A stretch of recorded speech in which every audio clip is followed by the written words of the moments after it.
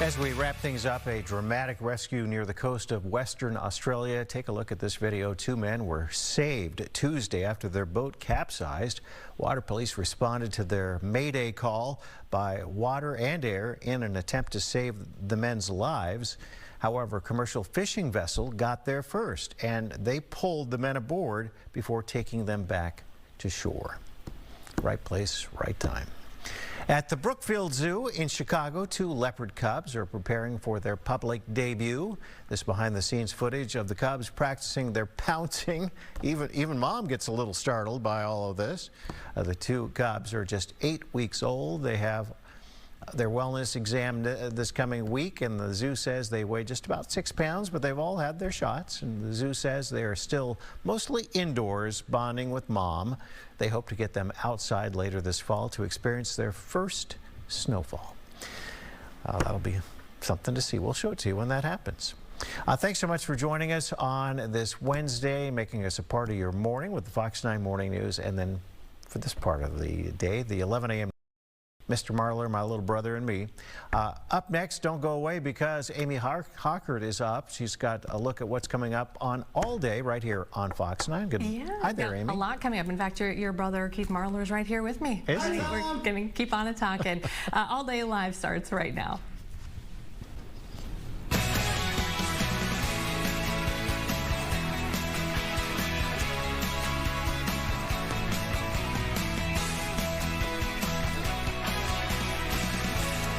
Hello, everybody. So glad that you're with us here on this Wednesday. I'm Amy Hockert, and it is the noon hour. It is that time of day when maybe you're streaming us, maybe you're out and about, maybe you're at work, maybe you're at home. You can watch us now on Fox 9 as well, and we're glad to have you all with us as we follow developing news, take you to some live events, talk a little bit about some of the things that are happening locally here in our community, some of the big news stories, and break them down for you just a little bit more, and some good interviews too. A couple of things that we are watching today as we go through the menu. We are waiting for news. Going to happen around 1:30 our time from the Fed, talking about this potential interest cut. A lot of people have their eyes on this. It would be the first cut since December of last year, so we'll see what happens then. We know that Jerome Powell is expected to speak at about 1:30, so we'll keep an eye on all of that for you. We now know, bringing it back locally here, who will fill the seat that Representative Melissa Hortman had in the House. XP Lee won a special election yesterday, and he's going to be joining us live on the show here in just a little bit, so we'll get to know him. Dodge County. This is such an interesting story. Dodge County in southern Minnesota, they want a lake. And get this, they don't have one. We're the land of 10,000 lakes. Dodge County does not have a lake. In fact, I think Melissa was saying 5 counties in Minnesota don't have one. They want one. And our Corn Hoggard is going to show us what they're doing to try to get one. We're going to talk some Lynx basketball coming up. Andrew Dukowitz, as they try to close out their series against Golden State. He is a beat writer for the Lynx and the Wolves, and go for basketball as well. And he's going to join us with some great insight. He's great on social media. And then you have definitely seen the ads, the billboards, the guy with his arms stretched out wide. But who really is Kris Lindahl? He's going to join us here live in next hour, beginning of next hour around 1 o'clock. I talked to him yesterday and I said, is there anything off the table that you will not talk about? And he said, nope, ask me anything. So you can go ahead and email your questions and ask him anything, and I've got a lot too. And then finally, we are going to take a Kevin O'Connell press conference that is scheduled for about 1:20 this afternoon from TCO, and yeah, we'll bring that to you as well. As we know, there's no other way to say, they're in the hurt bag right now, literally. They are in the hurt bag, so we'll see what KOC has to say. All right, right now, let's check some headlines. Let's go through some of the things that are happening this hour in our time with you here. We're going to start in Minneapolis, a story that we've been covering now for a couple of days. It's been in the headlines for weeks. Minneapolis Mayor Fry just letting people know a short time ago here on social media that starting today, there will be extra patrols around the Lake Street area, this area where they've had 2 mass shootings in the last day and a half. And he says it's going to include law enforcement from county, state, also Metro Transit. Now, one of the violent incidents that sparked this was this mass shooting at an encampment along Lake Street. It happened about Monday night around 10 o'clock. 7 people were shot. That's a private property, which has been at the center of this battle between the property owner and the city. Right now, it's under police control, but that's until a hearing later this afternoon.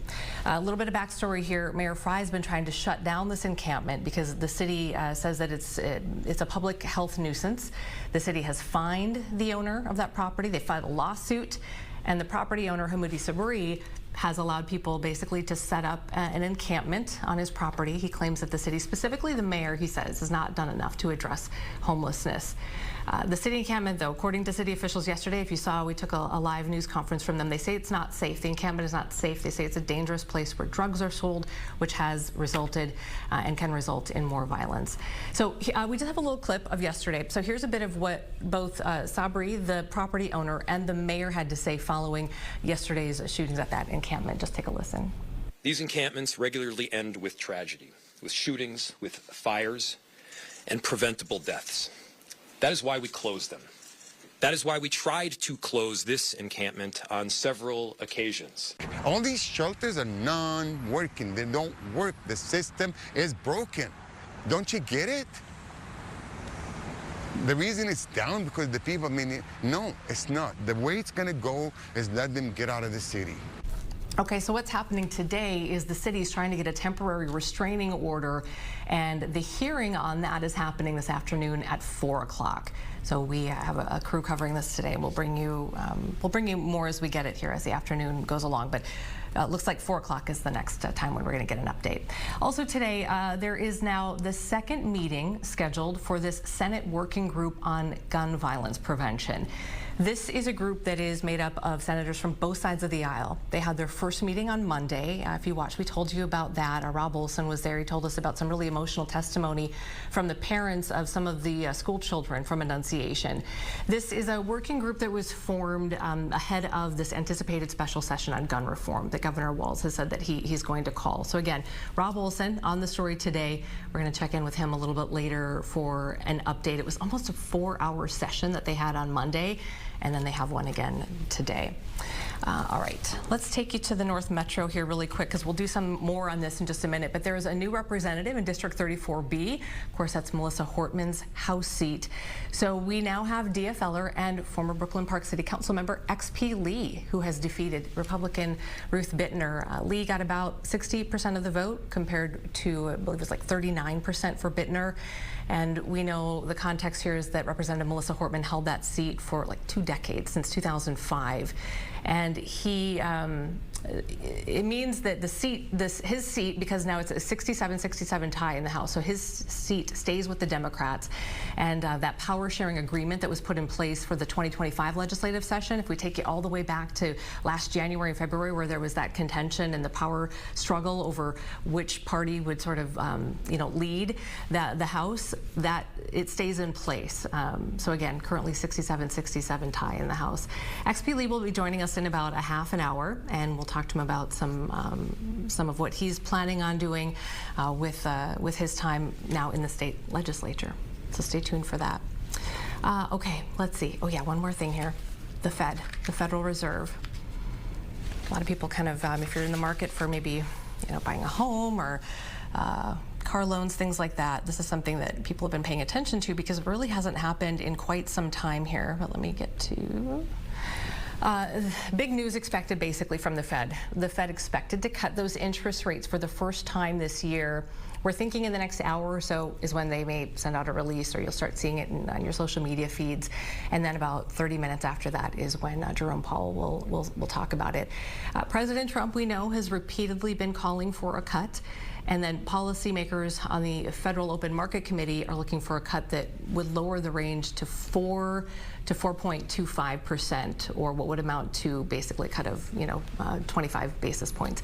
Again, that announcement expected here in about an hour or so, and then we should be hearing from the Fed chair about 1:30. We'll try to bring you everything we can in real time as time allows. We also know we're going to be kind of jockeying with a KOC presser at about that time as well. So we'll see how everything shakes out. All right, finally, let's do this really quickly. Here we go. So President Trump, we know, arrived in the UK, and this is his second visit as president. He and the First Lady, do we have any video of this, Ryan? We have that in there. There we go. Just showing you some of the pomp and circumstance here. He and the First Lady arrived. It was Windsor Castle this morning, and that's where they met with King Charles III, Queen Camilla, Prince William, Princess Catherine were there as well. And he is there, President Trump is there for a 2-day state visit that he hopes to show the strong transatlantic bond here between these two countries. More than 1,300 members of the British military took part in what they're calling the largest military welcome in the UK for a state visit in recent history. So there you see the dignitaries all meeting and chatting right there. All right, so if anything happens in the next little while, we will bring that to you as he continues his visit in the UK. Keith Marler, how appropriate that you're coming in, because one of the my favorite things that you do is, you know what I'm going to say. What's that? You're Queen Elizabeth. Oh, dear God. See, do it. You're going to do it. No, but I don't do it on camera. I usually do it when I'm off camera. Go. Yeah, I should have been sitting over there in my chair. You have a wonderful British accent when you put your mind to it. But my mind has to be not on it. Oh. We've talked about that. You have to catch me when I'm not thinking. Okay. I'm best when I'm not, so we'll do it in a minute. You want me to take you down for a moment? You know what I was doing just now? I know this table's on wheels and I move it. I sit down and I'm a mass that moves things. Hold on, let me. Good. No, I have to put it back the way it was. I know, it's kind of. No, I won't. I was on the phone. I was donating. I have in the back of my car. You remember my bulldog Quincy? Of course, I do. He passed away. I'm so sorry. I know, that was the beginning of the summer. But we realized as it takes a while sometimes to clean things out. And we want to touch things for a while in parts of the basement in the storage room where his food was. We had a brand new bag of food. So we realized, let's donate that bag of food. And Brandon Rickert, who is one of our engineers here forever, you remember Brandon? Yeah. Well, his sister, I finally put it together, that the person that we have on our show from the Animal Humane Society, Jen Rickert, is his sister. Oh, man, really? Well, I met Jen 20 years ago when she was in high school, and she's always been familiar, but I knew her as Jen from the Animal Humane. I've never personally interviewed her. Yeah, of course. But she's just in the periphery. That's cool. And I knew she looked familiar, but I always just assumed because she was Jen from the Animal Humane Society. And then one day I looked at her name and it was Jen Rickert. I was like, son of a gun, that's Jen Rickert. I know you. She's like, yeah. And I was like, why did you want to talk to someone? She was a Disney princess. Get out. I mean, on a non-news day, Yeah. when maybe she's in the building Yeah. for Animal Humane Society stuff, she was for like 5 years. She worked at Disney World as a Disney princess. Fascinating. That's what I thought too. I want to present fascinating weirdos to this world. Yeah. We she's had not a couple weirdo. of folks in our newsroom who That being there. said, so yes, she works there. I'm orchestrating, donating a getting giant the bag of food that's stuff been in the back. back of my car for 2 days. I was like, oh yeah, Animal Humane Society, let's take care of that. Hello. Thank you. Thanks for that. Okay. Phew. It's me, the Queen. What do you want? The people come to see me. My bloomers. There. I feel so Okay. bad. It came from the buzz. And see what happened here too while I was sitting down over there? Did your mic come undone? No. It's the IFB. Oh, okay. So Leo can't yell at me. Oh, you did it. See what I did there? You stinker. Okay, let's talk about the forecast. Yeah. Things look maybe just a little unsettled. Unsettled is a great word. Slow-moving low approaching us. It's in no rush. Sometimes in low-pressure areas, we talk about lows and highs. When they are vertically stacked in the atmosphere, when they got some height to them, when they have volume, when they're not just at the surface, but they're way up in the atmosphere, they have no reason to wander. Okay. So they don't. And so this guy's just taking its time. It's out in the Dakotas. This morning, those little weirdo drips that we had, Yeah. I don't know if you were under one or not. Maybe you just saw one in the distance. I heard you talking about it, describing it on the air this They morning. were really cool to see from the distance, and I don't get excited about Much. weather that much, because you see it all. It's like, oh, it's weather. It's my job, so it's like it's my job. So, but they were clouds off in the distance, and you have the pocket cloud, but you had those cool little backlit from the sun, illuminated rain shafts with the lightning coming down from them. So it literally looked like we were being attacked by weather UFOs. And as they came by, they were just literally this low pressure area from far away going, I see you out there, Twin Cities. Let me just put my finger out there. They were literally the fingers of this low going, like that. Okay, okay. The fingers reaching down and going. Okay. The bulk of the low is still over here, and this is southwestern Minnesota, and like the elbow is here in southwestern Minnesota. Yep, yep. And the fingers were over here. Yep. So the rest of the state didn't get anything. So the elbow was putting storms in southwestern Minnesota. The low is in the Dakotas where the bulk of the rain is. So as the low slowly traipses, as it puts more of its body into the pool that is Minnesota, it's going to wade on in here. This afternoon we'll get the feet in here, so we'll get some spotty storms going, and then it'll be knee deep tonight, and then it'll go down to the waist tomorrow. Timeline today, like late afternoon? Late afternoon into the evening. Okay. I mean, this stuff is so slow moving. It's just, I mean, it's warm and it's sunny for the bulk of the day. Right, yeah. And I mean, yes, there's humidity and it's muggy, so that is a driving force with some of that. So it's just one of those, you pay attention to the radar. It's just you know, is it going to interrupt your day? If you got plans at a certain time and a certain thing, sure. If you got a game outside, if you've, it's a Wednesday afternoon, so there's some outdoor activities for the kiddos for after school stuff, yes, but it's not anything severe we have to worry about, and it could be even as late as 6 or even 7 or 8 o'clock at night. Okay. It's hit and miss and overnight tonight, and even tomorrow. It's untimed, long lulls tomorrow, as this is a slow-moving little waves and bands, tentacles wrapping around this low will just kind of come sweeping on through, and you'll end up with maybe 2 hours of rain and then 4 hours of a break. Wow. And then maybe another hour of rain and then another 4 hours of a break. And then finally on Friday, when the heart of the low is here, that's probably going to be the rainiest of the days. Yeah. And still not a washout. Okay. Now, that being said, by the time we get the bulk of this through here on Friday evening, a couple inches of rain are possible. Then we're on the backside of it all on Saturday. I've got an outdoor wedding. I'm not looking for it. I mean, I'm looking for the wedding, but I'm going to be yelled at. No, you're going to be in trouble. Yeah, all right. Yeah. Thank you, Keith. Yeah. Appreciate it. We're going to take a quick break, and we'll put up our email address, because if you have any questions for one of our guests today, Kris Lindahl, you can email us, and we will ask those questions, as it is Ask Me Anything with Kris Lindahl today. Interesting backstory he has of his childhood and how he grew up. Really, really interesting. So we'll talk to him. If you want to just, you know, I heard he was comment born with 3 arms. Yeah, yes, he was. Touching, you spoiled it. You spoiled it. We will be right back. All Day Live continues after this. Much more to come. Stay with us.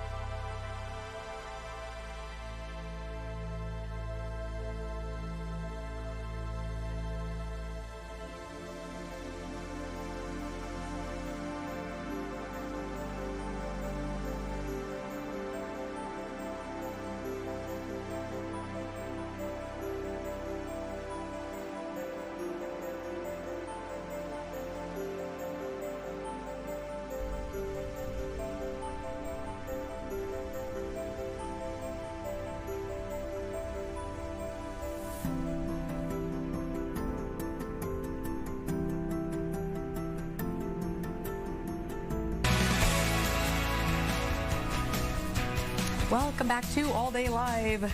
We're glad that you're here at 12:17 on a Wednesday. We're almost there, getting over that hump. Let's talk about Dodge County. Now, this is a county nestled right in between Rochester and Owatonna. And of course, we are here in our state, the great land of 10,000 lakes. Dodge County has zero lakes, though.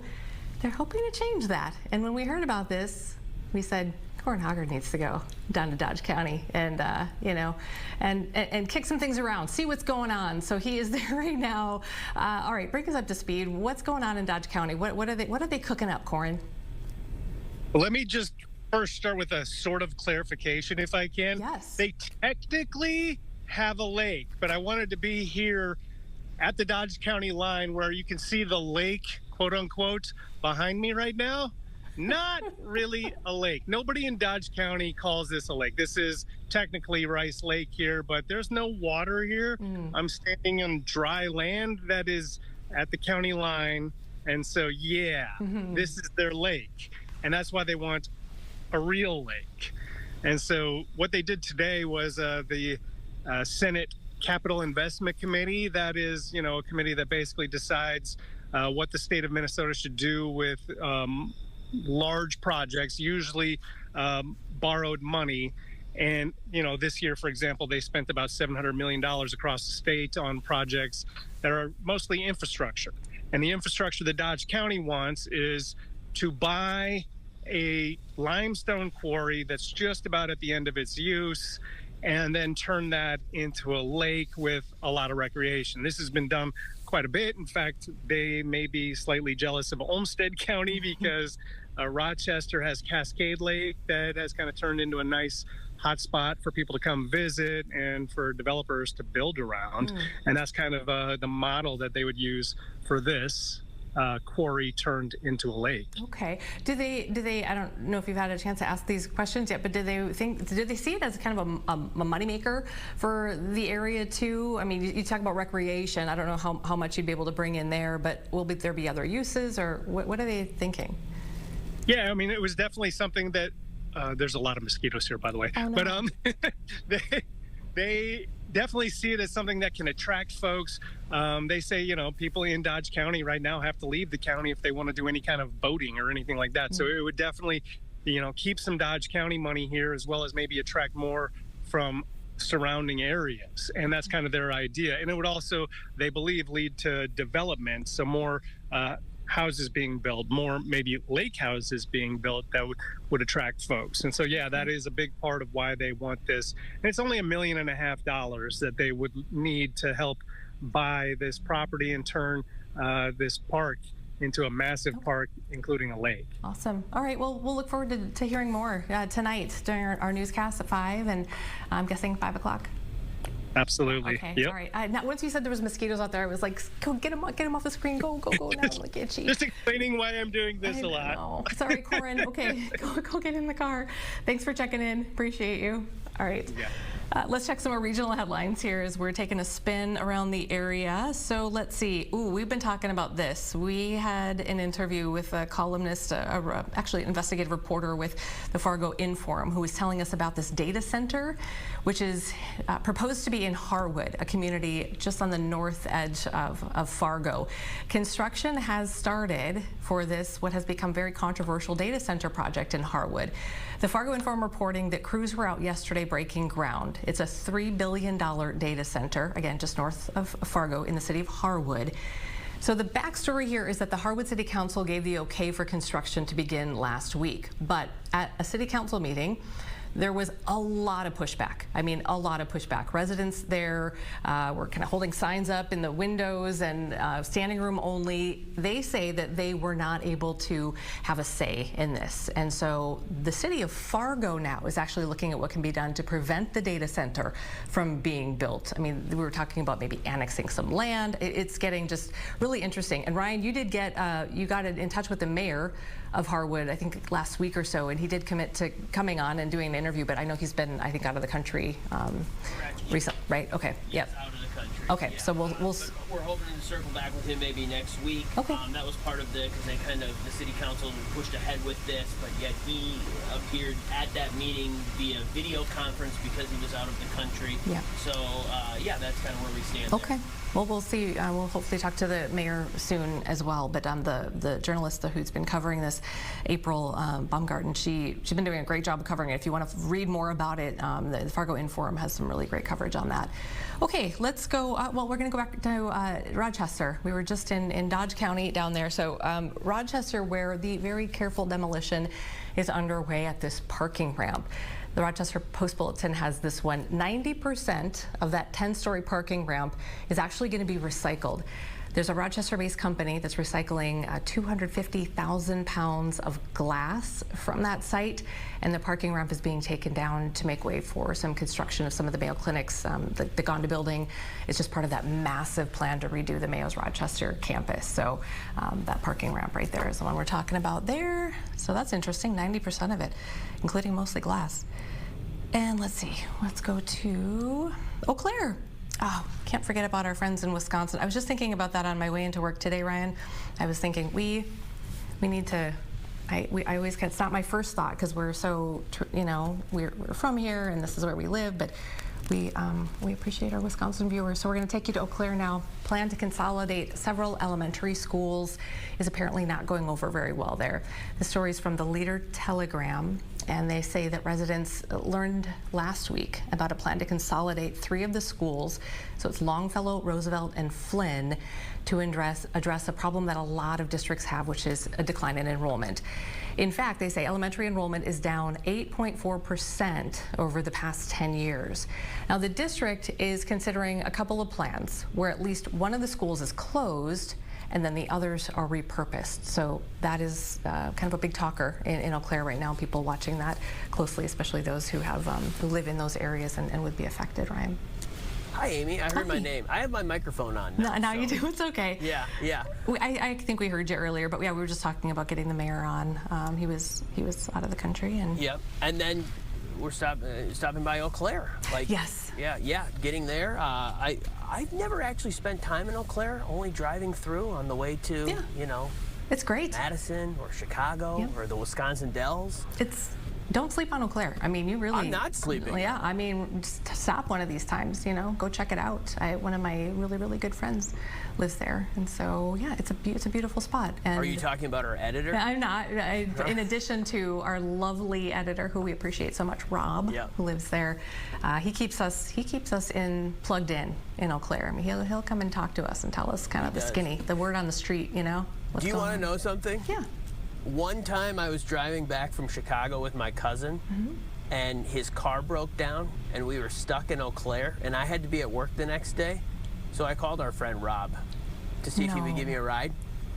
He never had his phone on, so he never got the call.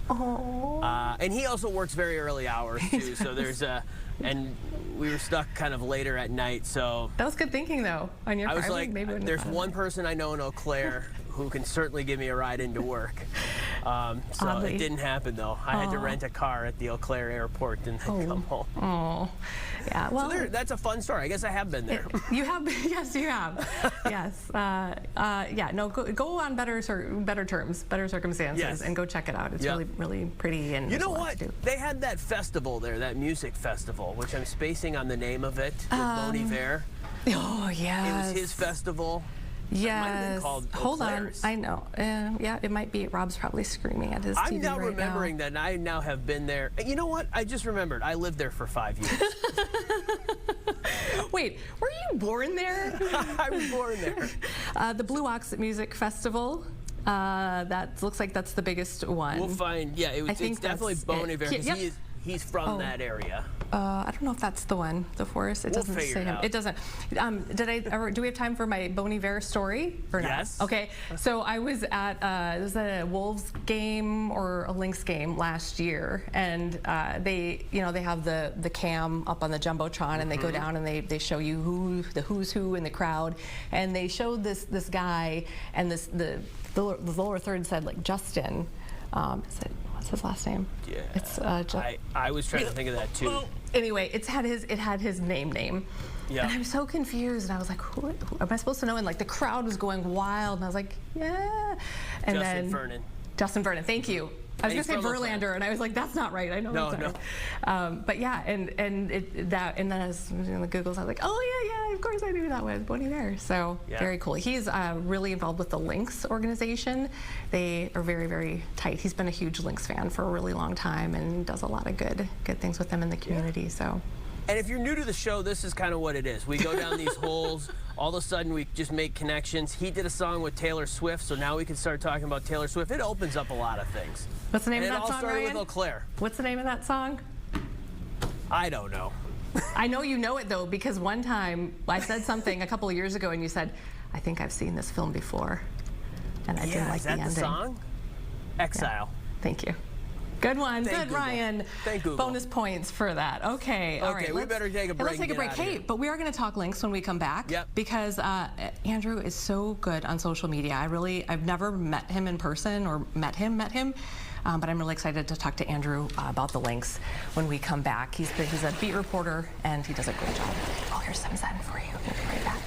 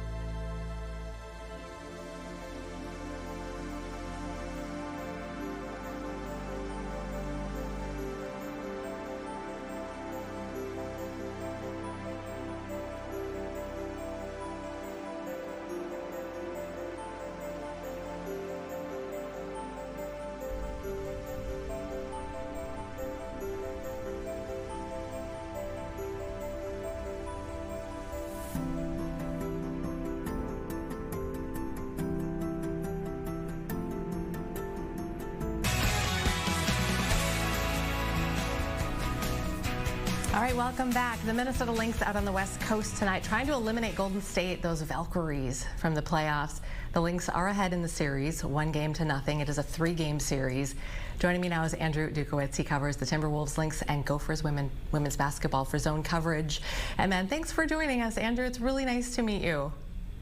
Yeah, of course. Happy to be on, and it's always a pleasure to be chopping it up with people from Fox 9. Oh, thank you. Well, we're big fans of yours. As soon as I said your name, and then people were like, oh yeah, he's so great on social media. You're in there. I mean, it's not your. I'm taking a guess here. It's not your full-time job, right? Do you have kind of a real job that like pays the bills, and then you kind of do this on the side?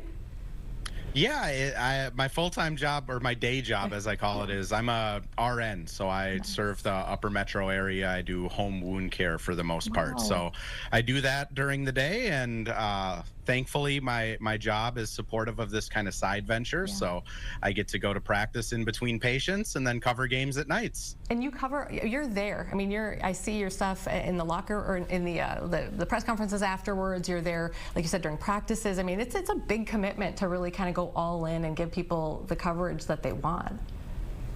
Yeah, I'm fully credentialed with Wolves, Lynx, and Gophers now, so I try to be there. And you know what I always kind of think is funny is when I first started getting into this and I told my wife, like, I want to make a run at this, really what my aim was I wanted to humanize players more. That's always what I've liked most about sports, is kind of connecting to players and seeing what they're like as people. And thankfully there's a large community of fans that also like that. So it's been very helpful to my career in this side venture that a lot of people also really want to see the more human side of sports. And we really see that, Andrew, with the Lynx too. I think in particular, I mean, the Wolves are the Wolves, and so they can be, you know, it's a little harder. They're not as approachable because they're just these, you know, people that are harder to get to.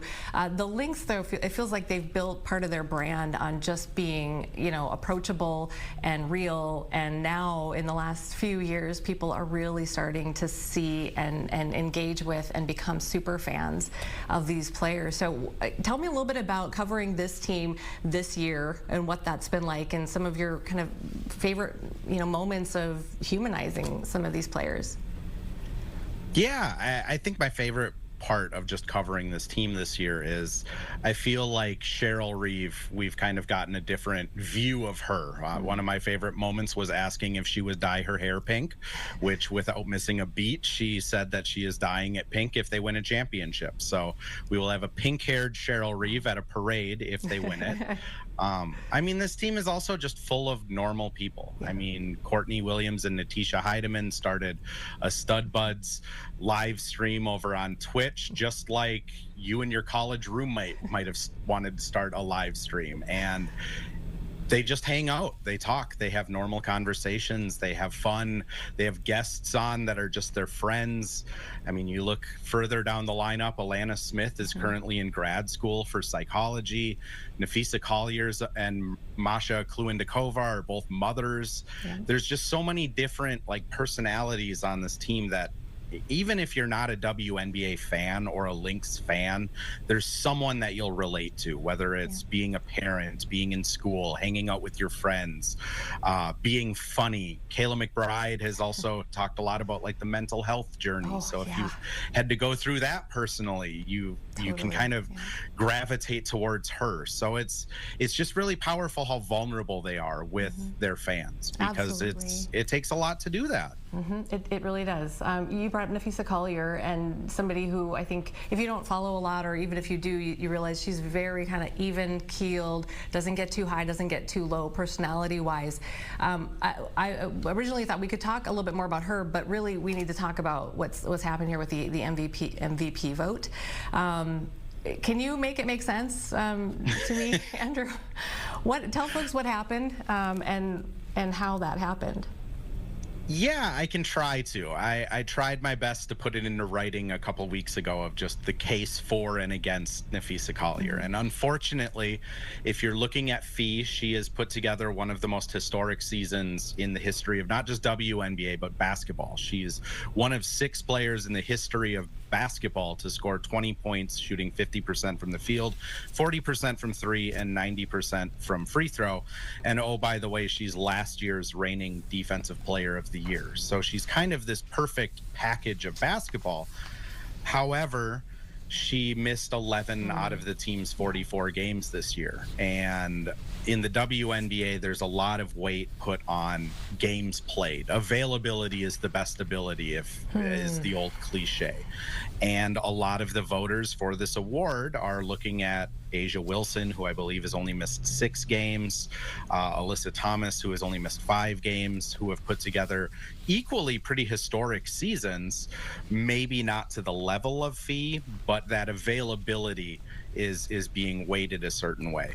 And it's almost a testament of just the Lynx as a whole. They start this season and they get out to a ridiculous start. They build a 5-game lead for the top seed for the playoffs, and then Fee goes down hurt, and because they have this lead, they're able to not rush her back. They're able to take time with her, making sure her ankle is right. She sat another game, the second to the last game of the season, just to kind of prep her ankle for the playoffs.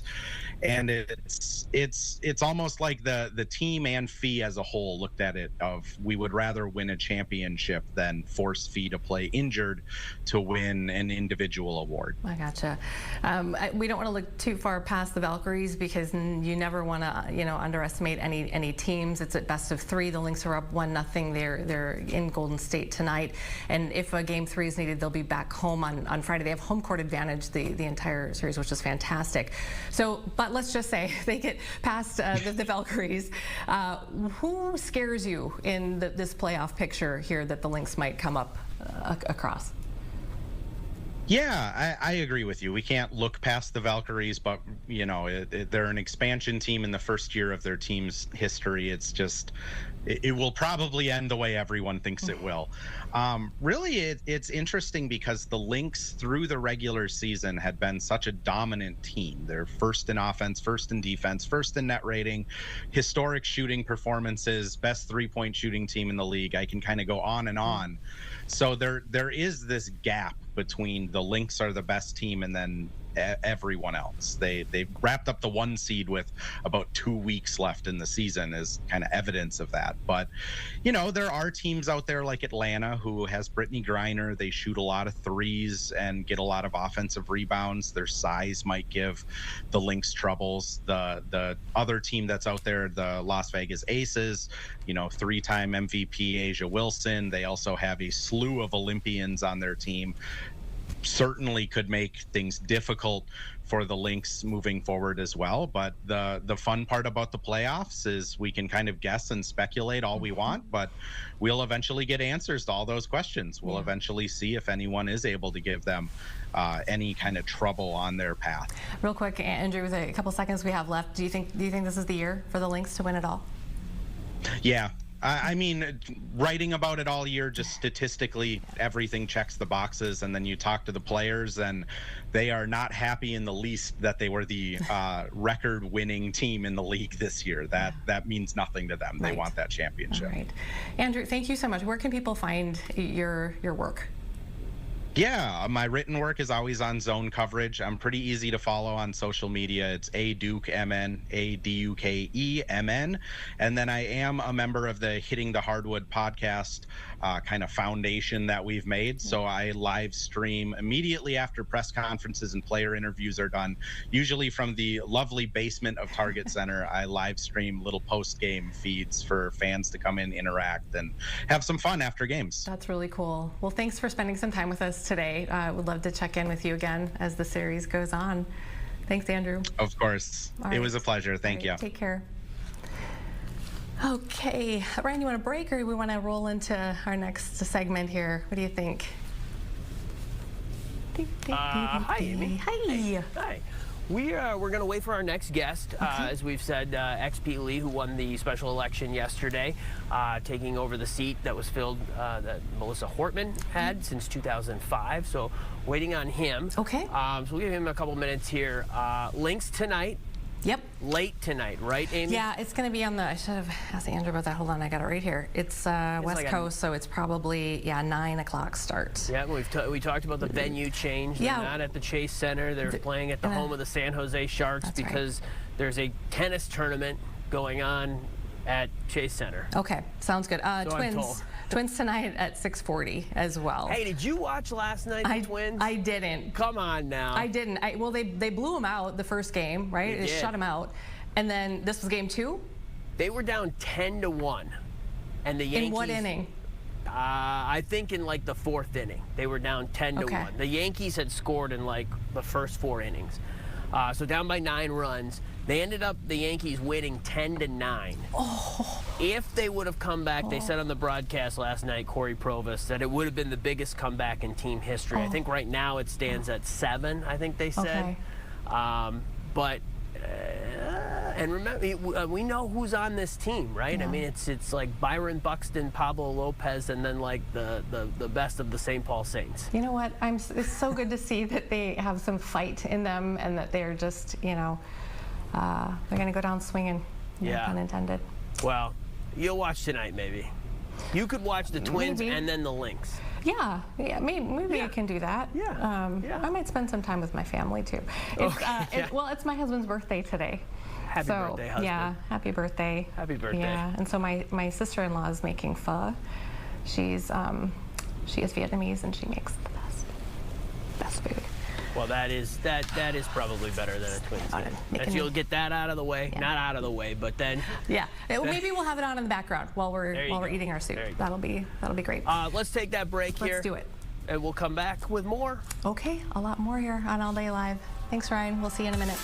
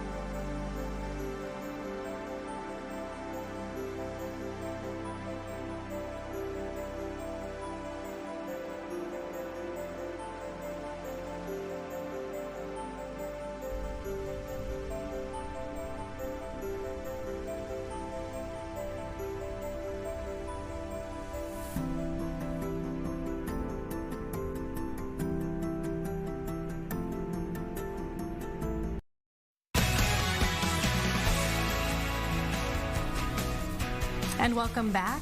It is 12:45. We're glad you're with us here on All Day Live. In the North Metro, District 34B, Minnesota has a new representative to fill the seat of former Representative Melissa Hortman. DFLer and former Brooklyn Park City Council member XP Lee defeated Republican Ruth Bittner. And joining me now is the newest member of the Minnesota House of Representatives, XP Lee. Thank you so much for joining us today. Absolutely. Thank you for having me. Did you get any sleep last night?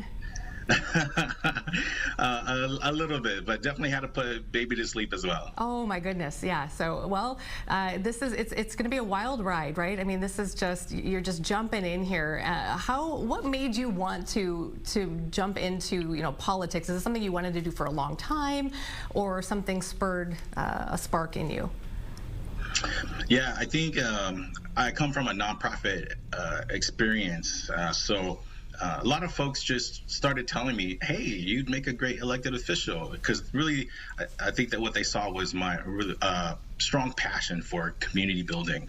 Yeah, I molded over, and then there was an opportunity that came to run for city council in 2021, another special election. Yeah, I talked with my wife, and we said, okay, let's go for it. And so at that time, we were fortunate enough to be able to make that decision, and I won, and it's been really great. And I see politics as an extension of my community advocacy, really, rather than for politics, just for politics. Yeah, I was looking at your professional background as health equity officer for the State Department of Public Health. Can you give us just a little bit more of what that means and what you do?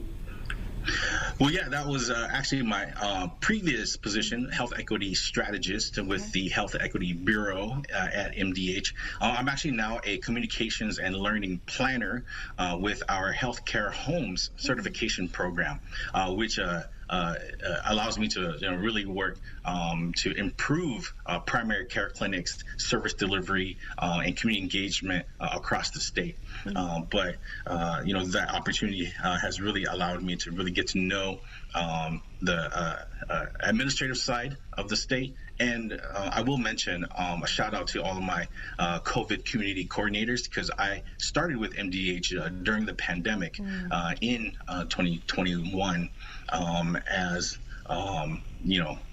we were just about to get the vaccines, and so we were helping to address those needs and share testing resources and pop-up vaccination clinics all over the state. So it was a really important time, and another moment that we all rose up to meet. Oh, definitely changed so much for so many people. Talk a little bit about your time at the Brooklyn Park City Council. What are you taking from your experience on the City Council that you feel like you can use now moving forward in the legislature? Yeah, that was a wonderful time working with my other city council members, working with staff, working with other community partners. The most important thing really is just the high level of information.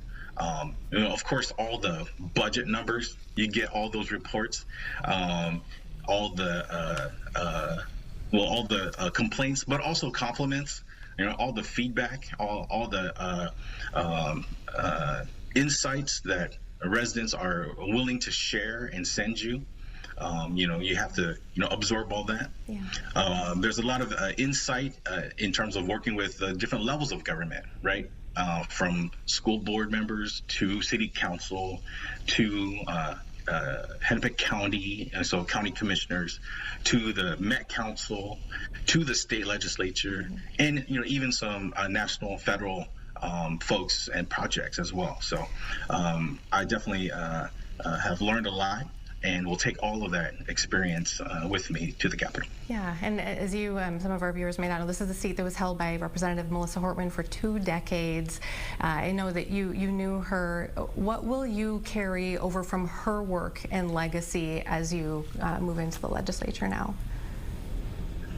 Yeah, definitely she was known for many things and big shoes. I'm just going to try to follow in her footsteps, but definitely focus on community-centered leadership style and approach.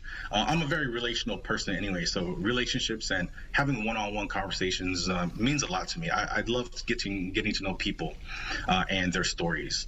Other than that, her fierce dedication to diversity and equity and building pathways for young leaders, that's definitely something that those are things that I'm definitely all about as well, and look forward to supporting at the Capitol. Yeah, and one of the things, as you know, she was so well known for too was her ability to have just civil engagement across the aisle, even when faced in really with big battles, things like that power struggle in the House at the beginning of the last session. Given the climate right now, what do you feel like your tone will be moving into this much more high-profile role?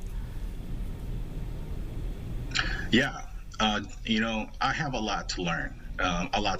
So definitely part of my approach is really just to learn, to be a sponge, to reach out. And I've committed not just to trying to connect with the DFL caucus, but also the Republicans. So I want to genuinely have conversations and learn what I can about them, about their stories, about their backgrounds, about their needs, and so that hopefully we can, find common ground, and not just with them, but other, community partners, government partners, organizations, unions. I'm a union member myself, so really coming together to focus in on what we can do to support working families and residents to make sure that we can rejuvenate the American dream for all Minnesotans. And I do want to just ask you about something that is just out there, because I want to give you an opportunity to just respond to it, but it's a social media post that surfaced, and maybe Alpha News had this. They shared a tweet, I think from last June. It was around the time of the No King's Day protests, and there was the 8647 now was the phrase that was put in there, and I guess, did you post that, and if so, at the time, did you realize that could have been viewed as, a call to potentially assassinate the president? That was a post that I had put out, but no intention to harm the president, of course. It was a space that, really wanted to just announce and share my dissatisfaction with the current administration, but no harm intended, and any other interpretation is a misrepresentation of my intentions. And I definitely just want to say that, of course, I condemn any form of political violence whatsoever. It is abundantly I am abundantly aware, especially because of the situation that led to me being here, right? The killing of Speaker Hortman, her husband, and her dog Gilbert. Yeah, and I would think from that, and then obviously the assassination of Charlie Kirk, that there's probably a lot of soul searching that's happening with all of us, media included, politicians, and it'll be interesting to see how that plays out once the legislature gets going as well. I wanted to also ask you a little bit about this, because we know this special session is looming right now, and you have a voice in this now. So I'm curious. I think you've talked publicly on the record about wanting a statewide gun buyback program. I think is one of the things that I read. We know that a lot of the Democrats are asking for high capacity magazines and also assault weapons to be banned specifically.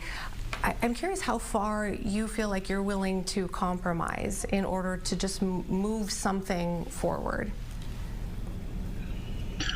Well, we'll see how the conversation goes. I am open to all opportunities and topics, whether it be a buyback or bans, or whether it be on guns, which guns, or the magazines, the bullets, the permitting process, whatever. Let's take a look at the whole process and all the issues, not just from the gun side of things or the firearms, because it's not just the homicide aspect, but it's also the suicide aspect. So then that also leads to the two sides of mental wellness that we need to address: personal mental wellness, and then also external mental wellness, in terms of folks that are dealing with a lot of issues that then are leaning more towards external violence instead of like self-inflicted violence. So really just having deep, meaningful conversations on what we can do, again, with everyone who's willing to move the needle and to make something happen, to make sure that the public is safe, our children and schools are safe, and that we ourselves can take care of each other and work through whatever we're dealing with without firearms violence. My final question for you is, so you have moved into this seat that was once held by Representative Melissa Hortman. The caucus leader, though, will be Representative Zach Stevenson moving forward. And he said this of you, quote, speaking of you, he's a union member, a father, and a testament to what's possible when we make sure we don't leave anyone behind. His story is the American dream. What do you want people to know about you as a person?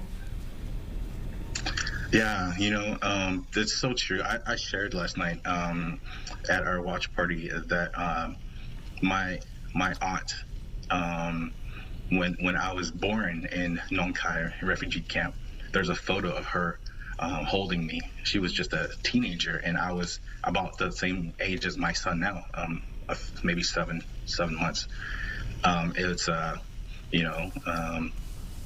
It's just amazing that she was able to, now see me grow and become a state representative for the great state of Minnesota. And we both, and just really everyone in that moment, had tears in their eyes about how, what a wonderful and amazing American story that is, coming over, becoming a naturalized citizen, being able to finish high school, go to college, get into the workforce, bounced around a little bit, but gained a lot of work experience, pursued my dream of trying to, help the community in so many ways, and eventually finding a home here in Brooklyn Park, starting a family with my wife now, after many years of trying. And so that's who I am, and that's who I want to be into the future, to help continue to, like I said earlier, rejuvenate the American dream for so many folks. That's what continues to give me hope, and so many others hope, that America's promise to immigrants and to its citizens can still be that we are that shining city on the hill, that place where we can build better lives for ourselves and for our children. Representative-elect XB Lee, thank you for your time today. Best of luck in the legislature. I'm sure we'll be talking to you much more as things get going, possibly in the special session, but then when the legislature gets started in the winter. Thanks for your time. Thank you. You bet. Thank you so much. All right, let's take a quick break. And when we come back, we're going to talk with Kris Lindahl. He's here. Ask him anything. He said ask him anything, so we're going to do that when we come back all day live after this.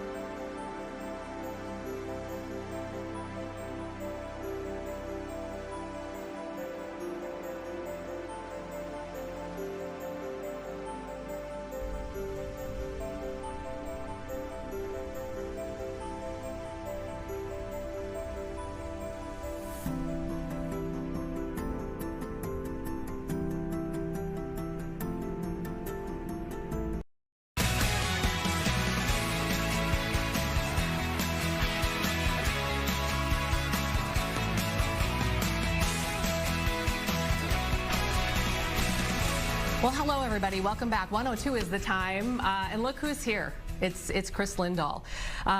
Kris is kind of our first, I don't know, guinea pig, I guess you could say. Somebody who has a high curiosity factor, who we said, let's bring some folks in and just let people ask them whatever, and maybe we can just ask them whatever. And when I called you yesterday, I said, is there anything off the table? And you said, nope. Let's go. Yes. Thank you for being here. That's right. Thank you for having me. I'm excited. Absolutely. So I'm looking at your sweatshirt there, and I have to tell you, this morning at breakfast, when I told my family, my son and my daughter and my husband, I said, hey, guess who I'm interviewing today? And then I did this, and my husband said, Michael Jordan. I said, no. And then my son Christian said, Jesus? I said, no. Not Jesus either. So we're interviewing Kris Lindahl today. You have to tell me about this Arms Out thing. The Arms Out real estate company is what you are. You've actually trademarked that. That's right. Yes. Yeah. The Arms Out is, you know, when I look at my life and the mentors and the people that made a difference in everything that I've had the opportunity to experience in my life came from people that came into my life at the right time. And so the Arms Out brand is to invite people in and create community. Which is just especially in the world that we're in today, it's important to create community, and everyone's looking to find their version of home. Do you think most people think of that when they look at the Arms Out, or do they look at it and go, this guy, his face is everywhere and he's, you know, doing this? Because you know that people also are like, wow, he is everywhere. Yeah, I mean, it creates attention. And as you know, in marketing or branding, attention is what you're actually looking for, right? And it makes an impact. I will tell you that the people that we work with, they love that we get that attention because it creates more impressions, it creates more visibility for our website, for our brand, which all of the people that we work with get the benefit of that. Yeah. Speaking of your business, I think a lot of people will know you as the guaranteed cash offer guy, right? You're the guaranteed offer guy. Is that a concept that you came up with, that you copied from somewhere? Are you kind of the pioneer of that, or where did that come from? Great question. So I've spent, you know, thousands and thousands of hours sitting at kitchen tables with homeowners. I know the pain points of the open market and the stress that's caused by going on the market and having to do price reductions and having to negotiate commissions and closing costs and things falling apart, buyers losing their job. And over time I learned that, like, this is so stressful for so many homeowners that really the concept comes from automotive. Like, when you ask most people, they trade in their car. They know that they could maybe get a little bit more if they go on Facebook Marketplace or Craigslist, or they put a sign in their car and put it on a busy corner. But most people don't want to go through the inconvenience, especially now more than ever before. We're in such a push-button economy. I mean, Amy, if I would have asked you 10 years ago, how many people would pay $35 to $40 for a cheeseburger on an app, and by the time it showed up at their house, it'll be cold? Right? And you look at how many people push a button and want convenience, and I think so many homeowners on the open market, I mean, the economy's changing, the housing market's changing. I mean, you see all of this, you know, things are definitely evolving. There are so many people that just don't want to go through the risk. And they're also, the smart ones know how much time goes into trying to get your house ready and putting it on the market, and all the sleepless nights and stress. And so I had the opportunity to experience that in working with so many homeowners in that open market process. And I was like, there's got to be a better way, right? And so, like, now with the smart sellers, especially in this market that's shifting quickly, they want to just trade in their house and move on and get that fresh start to whatever's next in their life. Yeah, you know, I mean, when things sound too good to be true, a lot of times you're going to get skepticism. I'm sure you've heard people say, well, you know, there's caveats in the fine print, and they just kind of lowball you. And I've even seen people say, isn't it predatory aren't you targeting people who are just kind of in a hurry and maybe don't have the resources to make, you know, sound decisions, that kind of thing? What do you say to that? Well, anytime, I mean, we're the first mover, right? So anytime you're a first mover in a category, you're going to get heat when you're doing something that's different. So I totally expect that, and I welcome that. Like, I like the constructive feedback. I like the curiosity of asking questions and wondering, but you really have to go back to automotive. Most people are trading in their car. Right? But you don't hear now, and maybe at the beginning you heard that same sort of, you know, questions and feedback, but today, I mean, I traded in my last vehicle, And I didn't go on social media or go anywhere else and say like, hey, I wonder how much they're making on my car when I trade it in. I was happy to trade in my car, save the time, and move on my life with the new car and leave the lot and never have to worry about it again. And so the smart sellers that we're working with on the guaranteed cash offer side that are saying yes, are experiencing that same thing, right? They are moving on and getting to the next chapter of life quickly, where some people are sitting on the open market going, oh, well, I don't want to do that guaranteed cash offer yet, but meanwhile, they're stuck and can't move. And so that's the big piece of the guaranteed cash offer program. Okay. If you Google, I don't know if you ever, do you ever Google yourself? I don't. You don't? No, Okay. I'm scared. What did it say? No. Well, the first question that comes up is how much does Kris Lindahl spend on billboards? Yes, that question comes up all the time, right? And it's a significant amount of money. Significant amount. Yes. You did give me an answer. You promised an answer, and that was an answer. Interesting background. Your degree is actually in education. So did you want to be a teacher originally? I did. Then So how did you go this way? You know what's so interesting about what you just said? There's actually life came full circle for me. So I had a coach that made a massive impact in my life back in 8th grade and really inspired me to want to be a coach and a teacher. And so that was really the reason why I went to college and graduated with the education degrees. But then after I student taught and got my degrees, I decided I want to go a little bit of a different direction.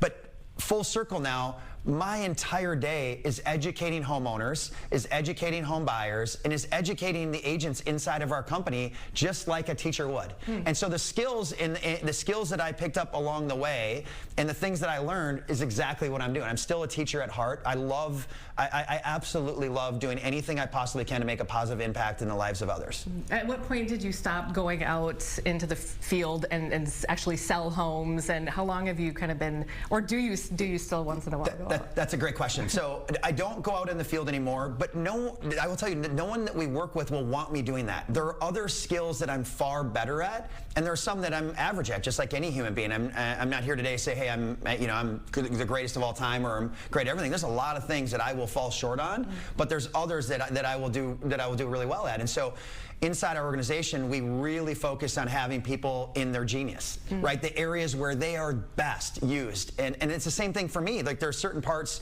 where I'm in my sort of genius, and we try to do that with everyone. And so being out in the field for me is not the best place for me. And none of I would say none of the people that we work with want me there either. When it comes to your team, there was something that I read. There was an article in 2020 that the Star Tribune did with you, and this was, again, think about the time frame here, right before COVID kind of just went wild. But I was going to look to see what what did it say? Oh, meet Kris Lindahl, the nice guy realtor behind the 600 annoying billboards. From childhood tragedy, which we'll talk about in a minute, to kingpin realtor, Kris Lindahl is everywhere and insists he's only getting bigger. One of the things that stood out to me in this article was a quote that you had, and I just have to ask you about this as a mature woman. Your team, you said that you designed specifically to be all under the age of 45. Is this ringing a bell? So, great question. I know exactly what you're saying. Okay, please. I did not say that. Okay, good. So, and this is why we have these conversations. Of course, I did not say that. And if you actually go look at the wording, it doesn't say that. Oh. But we look at it and we think that's exactly what it says. And I didn't say that, and I immediately reached out and said, hey, I never said that. Right? And so, of course, when you look at our roster or you look online, you'll see that we have a very diverse community, right? And so, yeah, I love that you looked at that, and I think that was the first thing that happened when that came up. Because when people Google you, they might see that, and you know what's so interesting about that is I was honored that they did an article and they did a feature on me, but what was so frustrating is that there was something in there that I didn't say that people interpreted differently that overshadowed the rest of the article. Yeah, and here I brought it up too. I love it. But you're setting the record straight now. Yes, but I like when we talked before, I want to talk about everything. I'm a wide open book. Yeah. But yeah, that was. Those are the things that come along the way when you put yourself out there. Yeah, well, the double-edged sword, right? I mean, there's the hashtag for a while. It was, what was it? I can't remember what it was. Something. Oh, there's a million hashtags. Oh, I'm sure maybe there are. Sorry, they wrote about the one here. But anyways, let's talk a little bit about your upbringing, and people want to know like where. So you're from the North Metro. Is it Blaine Fridley area? Yep, I went to Fridley High School. Okay. Tell me about kind of growing up, your family dynamic. You've talked about this, and you have a memoir that came out earlier this year, and I think a lot of people would be surprised to hear where you came from and your situation. Yeah, so you know, growing up, you know, my parents separated. My mom ended up being a single mom, working super hard to support the entire family. My dad, unfortunately, was an alcoholic. Like, there were a lot of challenges that went on there. I got introduced to sports a little bit later in life because a lot of these things, which I mentioned earlier, that coach that really transformed my life. And then, you know, some of the tragedy that I went through is my dad, you know, was run over and murdered when I was in high school. And it was a super devastating loss, but it was also a gift at the same time. It taught me, it gave me a whole different appreciation for life. And it also really put me in a spot where it's like, okay, you've got to take life into your own hands, and you've got to get in the driver's seat of what you want this to look like. And so those were super challenging times, and I know a lot of people go through trauma and hardship, and everyone has their different version of what that is. But it also defined who I was. And so when I look back to the early days, you know, I used to think like, gosh, what's wrong with me? Like, this is super challenging.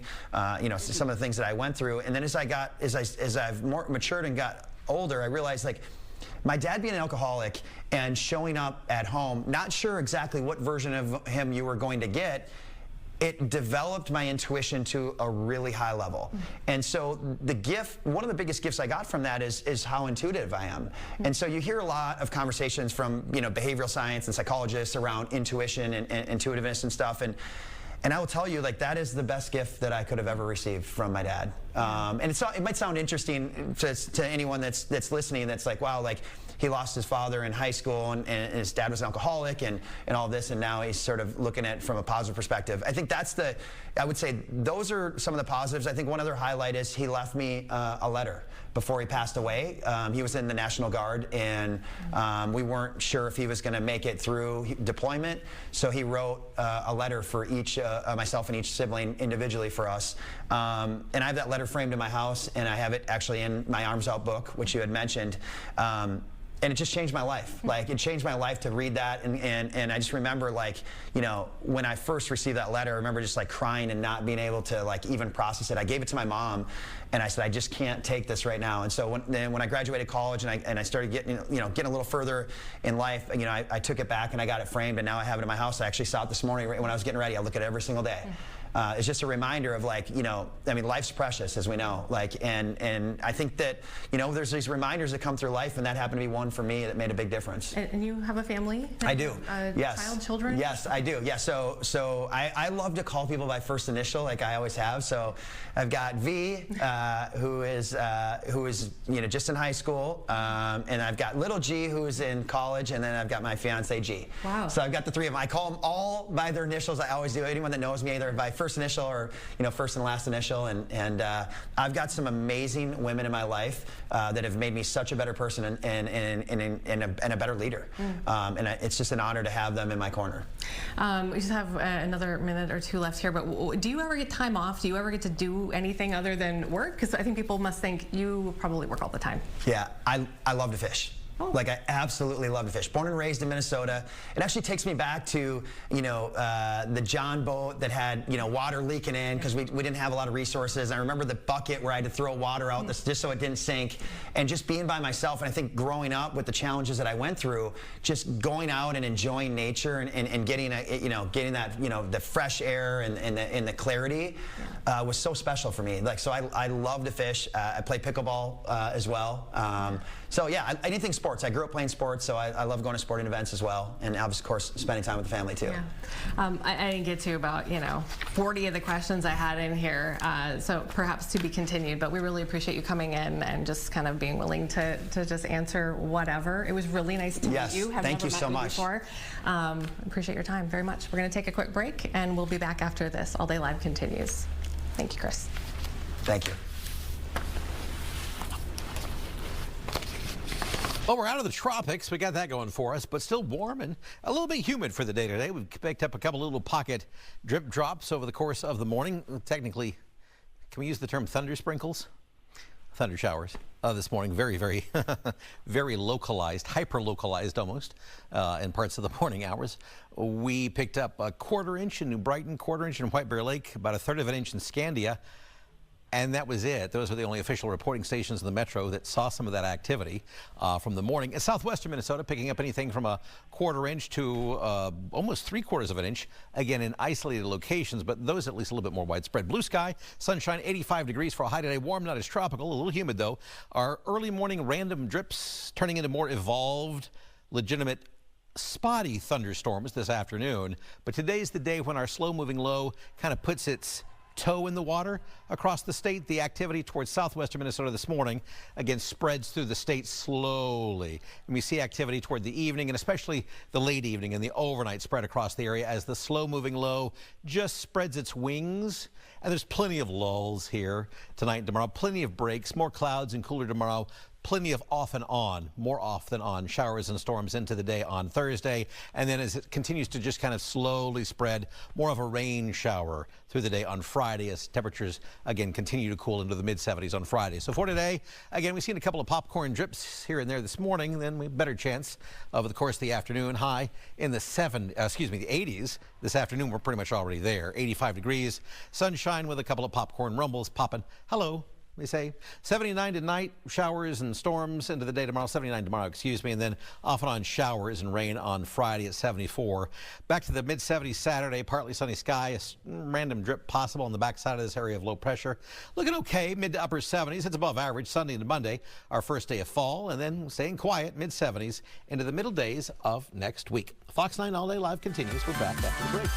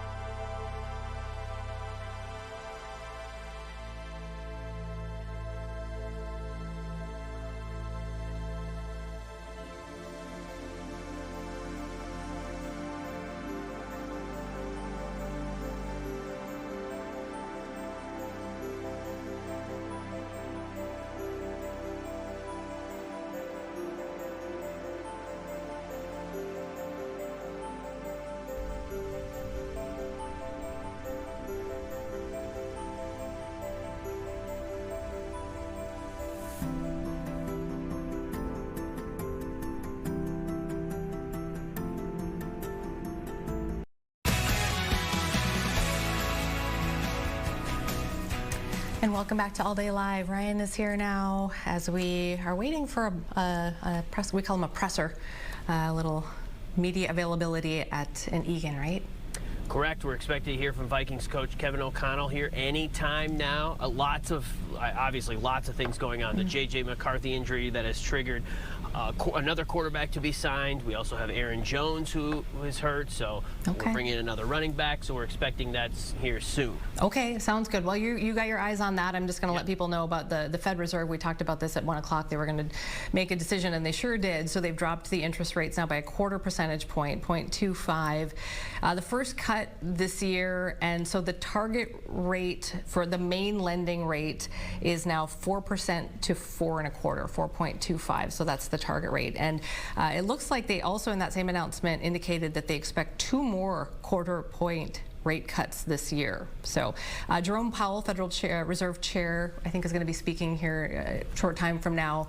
Yep. We'll see where we're at with the KOC stuff, but we'll probably stick with KOC. Yep. And Amy, let me just fix you on those numbers. I think that was kind of what the anticipated cut would be. Thank you. We know the official cut. So the Fed is making its first cut since December, lowering its short-term rate to 4.1%. That is down from 4.3, so about a 0.25% there.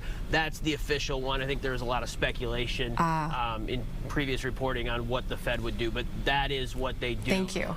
We know that President Trump has been very outspoken to his face, the Fed chair's face, about pressure to cut these rates down. But on the other side, the Fed has been hesitant because they wanted to see what the economy would do, and the impacts of tariffs, immigration enforcement, and other Trump administration policies on inflation that would potentially impact the economy. So they were a little bit hesitant to make these cuts. But again, we have a cut today, and the potential, I should say, for 2 more cuts by the end of the year. Awesome. Okay, thank you for all all those details there. I appreciate it. I haven't had a chance to go through this, so. Happening in real time, Amy. Yes. That's what we try to do here. We try. Yeah, and so we'll take that KOC presser when it starts here as well. And Leo, if we want to put up just to check on stocks, the impact has we've seen a spike here. You can tell from that graph here, just right around the announcement there. 2 o'clock Eastern time, you see a jump, and you see that the Dow is up 355 points or so.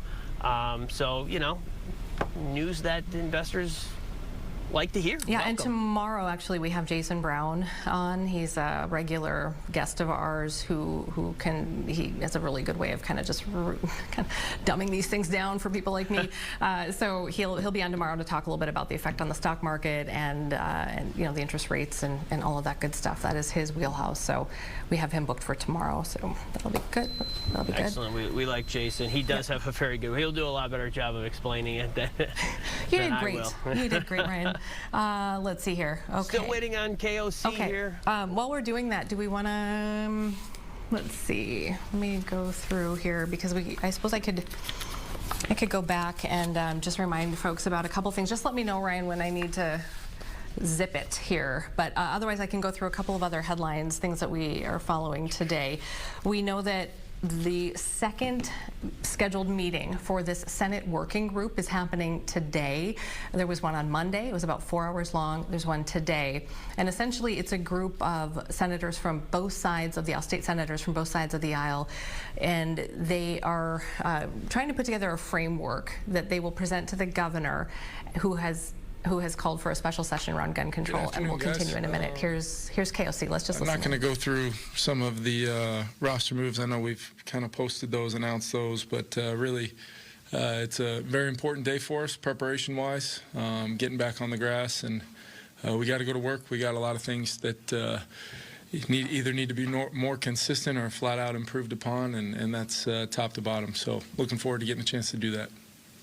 How much more is that consistency when there is the flux with all the injuries? Yeah, I mean, look, there's every team in some capacity is dealing with adversity either by injury, early season performances, the reactions to those. You have to understand a couple of things. You have to understand it's part of it, and you have to have the guys willing to step up and step up their roles and you get guys back, you feel like you can get a shot of enthusiasm and energy from that. You got to figure out the best way to play to win, each and every game as its own, and that's exactly what we're going to try to do. Kevin, excuse me. A couple days later, do you have any more sense of the severity of JJ's ankle injury? Yeah, he's responding well early on to treatment and things, and. He's in a boot and kind of letting that thing settle down when he's not getting treatment. Still heavily involved in meetings and installs and everything. Had great energy and enthusiasm to kind of attack it in any way he can for now, and that'll be able to build and progress from there. But yeah, he's still in the early stages of it as he kind of, I know from a standpoint of some of the things we were hoping early on. We've seen some of that, and it'll continue hopefully. What's your plan of backup quarterback? Yeah, Matt, Carson will start. Max is the backup. We brought, with the rules that being what they are, and with the emergency third quarterback, we wanted to, have one based upon, just the early aspect of our season. We're pretty deep into some position groupings as it is, so we wanted to make sure we could at least get a guy that's played before, and Desmond had a great workout, and have known about him and a lot, having gone back to evaluating him coming out, and he's been on his journey, and it's just good to get him in, and he'll be that emergency number 3 on Sunday, and I'm sure he'll do a great job getting some sort of a limited menu together that he feels good about. But yeah, excited for Carson to get a full week of preparation, and the way Max has been preparing, being 2 snaps away, will probably only be enhanced, and there's not much more room he can grow from a preparation standpoint other than the physical reps that would come with it. So those guys are both here for a reason, and now Desmond's here because he was a guy we identified as being a guy, if we get to that scenario, we felt like it would be good to have a veteran guy that's still young and growing as a player, but can step in and execute if called upon. Along those lines, what do you see behind Jordan Mason as running back? Do you think Xavier Scott would be next in, or Yeah, I think Zay Scott's been a guy we've been pretty darn excited about, and just ended up in that last preseason game, in which what I think would have been kind of the exclamation point on what was a great training camp for him. So we're excited. He's healthy. He's ready to kind of absorb some of that loss of such an impactful player like Aaron Jones. And Jordan clearly has already, shown his ability to be a heavy runner, yards after contact, all those things. And the encouraging thing, like we expected about him, was going to be the multi-facet to his game, from some of the great clips we've seen of pass protection to, catching the football, whatever it may be. We've got a pretty, I'm not sure we could have more confidence in Jordan as a potential kind of bell cow kind of back. And then knowing we've got the skill set of Zay, and then getting a chance to bring Cam back here as well, somebody who's familiar with our offense clearly, and we'll work through what that game day is going to look like with all the different ways we can get to that 48. I know hamstrings are always tricky, but do you plan to have Aaron back after the 4 games, or is it? I think it's probably too early for me to say. It's Aaron Jones, so I'm always going to have the confidence he's going to do everything right. We've got a great staff around him, and we've got that time and place as part of that designation for a reason, and can't wait to get him back. You touched on Monday, Carson stepping into that practice last week. Yeah. How much away from that as you kind of ramped him up this week? Yeah, specifically being like Thursday, the third down day, there's some things, every week, that come up. The Falcons had some things that we had to prepare for that maybe we saw, maybe we didn't necessarily see with how the game played out, but you just kind of felt that poise and presence even from the walkthrough to the practice, and it just kind of felt like a kind of a normal day. And I think the execution and kind of how I was pushing the group, looking for the growth from game 1 to game 2 from a procedural standpoint before the ball's ever snapped, huddle, alignment, landmarks, emotions, and details of things. His ability to absorb all that and then run the show was apparent to everybody. And I think you got a guy that, I was, telling the team today, you've got a guy that's played at a really high level, played a lot of football, and ultimately is at a place in his career where I think you can really tap into a lot of that while also shaping a game plan that he can have consistent success, because that's really what our whole team needs right now is just in all 3 phases. Can we do the things schematically that we need to do, and there's going to be some adjustments made to fit with the personnel and what we think is best to win this game this week, and then Ultimately, can we play complementary football, I think, is the big thing, because it's never going to be, it's hard in this league to ever go, 4 quarters, just capture the momentum and keep it. That's why there's so many close games. But I think we can do a lot more by eliminating some of the self-inflicted things that are happening before we really give ourselves a chance to capture, keep, and possibly grow the momentum. So that's where our minds are, and it really, the only thing right now is today, because we get a great opportunity to go out there today, and by the time we leave here, we need to feel like we've, clearly on our way to improve. And then how can we have laser focus on tomorrow and really use, what is now, we're coming off of a shorter week last week, chance to turn over, chance to have a normal game week, and a 12 o'clock game at US Bank Stadium in front of our fans is absolutely what's needed right now. But we've got to have the type of performance.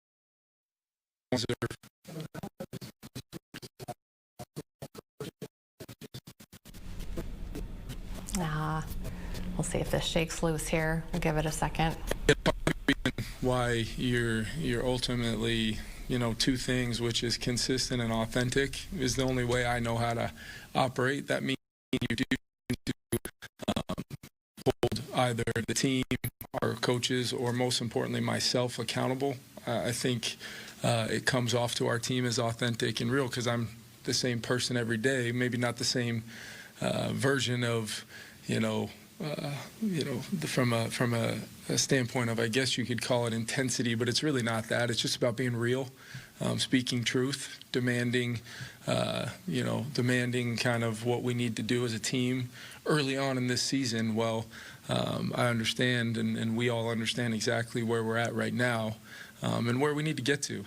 So there is a level of that, but at the same time, there is very simple do your job, traits to some of the things that have caused us to kind of slow down or not get started when we need to. And we need to start there. If we start there and see some of that, regardless of the opponent, and every opponent is a challenge, if we do some of those little things and just have, there's been evidence of it, of all 11 guys doing their job, and then it feels at times like a wow moment, but it's just what our offense should look like, depending on if you're talking to run and pass. It's what our defense should look like when we're applying the physicality with great technique and fundamentals to set edges, defeat blocks, play the cutback, and tackle.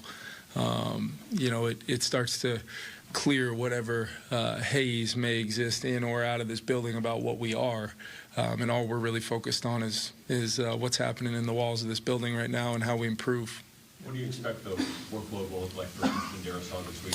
Yeah, he'll have he should have a full participation day today, and we'll see where he's at. I think he's been progressing, exactly on the timeline with the injury he had. I think, he did such an unbelievable job throughout the offseason in getting to a place where he was medically cleared to do some things. I think, Christian's kind of expectations and desire to be out on the field is driving everything right now, and he's continuing to try to get to a place where not only he's comfortable with that, but he feels ready to go for what's out in front of him. And what that means for this weekend remains to be seen. It is a ongoing process, and one that we all knew was coming and expected, but I totally understand the uniqueness to a guy participating, not, questionable, out. Like there really is nothing but a standard rehab process going on that the player has absolutely done a phenomenal job with, maybe put himself ahead of a timeline, but we're still ultimately going to have a collaborative approach to each and every game and each and every day as part of a plan that gets set forth by the medical folks and people that I have total trust in to guide the way, along with Christian having a major role in it as well. Yeah, you mentioned that, but in your role as head coach, how much have you learned that you can plan and scheme for what your team may look like for months, but being able to adjust when things go? Yeah, and I think the most unique part of that is, adjustments versus corrections, and I think there's a need for both. But it's hard to truly gauge this early on when you're still in 2 games, you're still in the double-digit snap numbers. You're not in the triple digits yet, like many teams are, you know. So when you start talking about playmakers and getting playmakers the ball, or consistency of ultimately what we even are on offense, it's hard to really justify that when you really break down the game the way we do to normal downs, get back on track downs, third downs, red zone snaps, 2-minute. You really start seeing a sample size that's really hard to ultimately say this is exactly what it is. And I know the nature of my job is to know what it is, regardless of how many opportunities, and you can project all you want, but when you really peel back the layers on each individual play, each individual guy amongst the 11 players on the field, what would it look like when we do get all 11 guys doing their job? And that's every single player in all three. But it's also, okay, what needs to change from a overall philosophy of how we're going to play the game?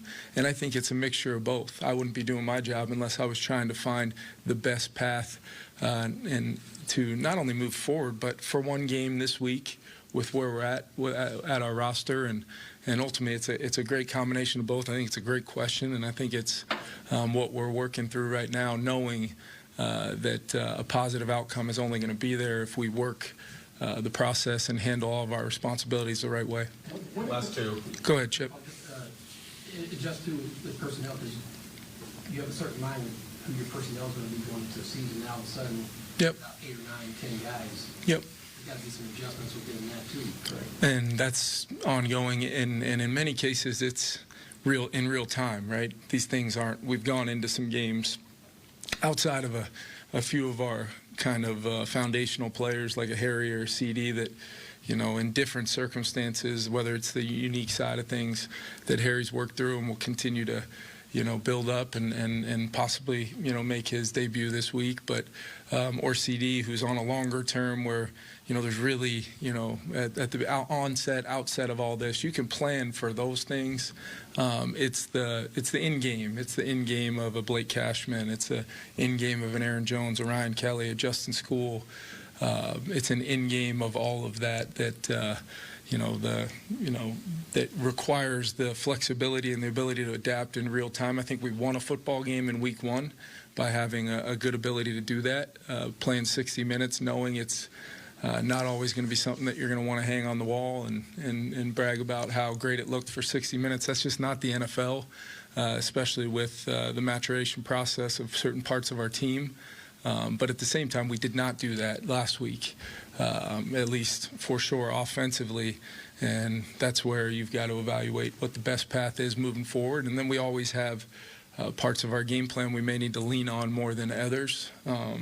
And that's just the nature of what a lot of teams have to go through. It's not just us. I'll fit that note too. What did 2023 teach you as well? Because I mean that year got a real rough start. Yep. Kurt got hurt. So I'm not saying that the parallels are going to be the same, but just as far as the adversity that season presented, it felt like, what did that teach you about handling a situation like this sort of right now? Exactly. I mean, it taught me that that we are very much capable of handling the circumstances of adversity, and it also taught me that adversity, as it was in 2023, and even as it was at times throughout our 13 or 14 win season, adversity is an opportunity. It's an opportunity for growth. It's an opportunity for somebody that is here for a reason to step into a role and have a chance to thrive, hopefully because of the plan, the coaching, the players they have around them. It's a they're trying to earn from the guy next to you every single snap, doing your job, or not doing your job. And it's a commitment. But yeah, I think when we were over 8 years, when we eventually lost, you know, Justin, Kirk, we lost other aspects of our team and just kept going. And ultimately what we learned is even when the momentum did come on our side, whether it was, you know, getting a couple games above 500 after starting out or a couple games ago, you know, whatever it was, even after starting out 0-3 and digging yourself a hole, it is possible. Because we get one game a week, we get 17 of these opportunities, and although there is a Monday through Saturday in between each and every one of them that are a season in itself in a lot of ways, it just comes back to, are you willing to go to work? Are you willing to trust in what you've built as players in that locker room? And then ultimately, are we willing to just lean in even more and put the work in and figure it out? That's what the NFL season's all about. It's ultimately, I was telling somebody this the other day, it's, we are in the entertainment business, but every other facet of the entertainment business is scripted. We are not.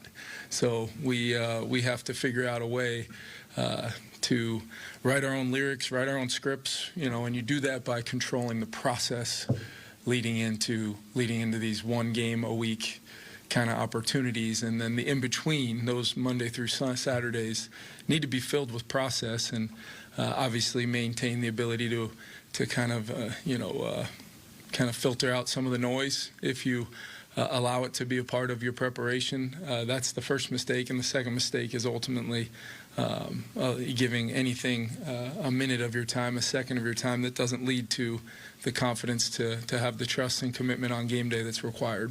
Thanks, everyone. We'll see you at breakfast shortly. Thanks, guys. All right, there we go. Unscripted. Unlike Hollywood, the football season is unscripted, and you just got to go with the highs and the lows. And who would have thought we'd be here at this juncture with the lineup that we do? But here we are. It's been an interesting 2 weeks. Yeah. We have Carson. I mean, if I would have told you in July Carson Wentz would be starting week 3, what would you have said to me? And no offense to Carson Wentz, it would have made me sick, because I would have known something would have happened or gone wrong. Yeah. But the good news is, I mean, this isn't the season-ending type injury, right? I mean, this is, right. We have to look at like the really, because we've been there. That was the bottom of the barrel. But so we'll get JJ back, and this is a rebuilding year. Like long season. We're just 2 games in, and we are 1-1. Right? We haven't forgot about the opening win, right? Nobody's forgotten about that. We're going to hold on to that tight for the next few months. Still good. Amy, before we want to go to break, I want to clean something up a little bit, because I stepped on you, and you were right on, as you always are. Stop. Back to the Fed, the interest rate. Oh. Yes, the cut was a 0.25%. It brings it down to that 4 to 4.25 range. The numbers I had referenced earlier were had to do with a previous cut they had made. So, okay. 1/4 point cut. Jason comes on tomorrow to break it all down for us. You're swimming in so much back there that I didn't even want to question it. I was like, hey, maybe numbers. I'm a journalism major and an English minor, so we are learning this stuff in real time along with everybody at home, and so for sure, thank you for clarifying that and for saying I'm right. I really appreciate that. Okay, well, let's take a break. We'll come back. We have much more, though. We still have 15 minutes to go, and we've got some good stuff to talk about. Plus, we'll go over some headlines and talk a little bit about what we're covering for tonight, some of the big stories that we have our eye on that are developing this afternoon. Stay with us. All Day Live continues after this.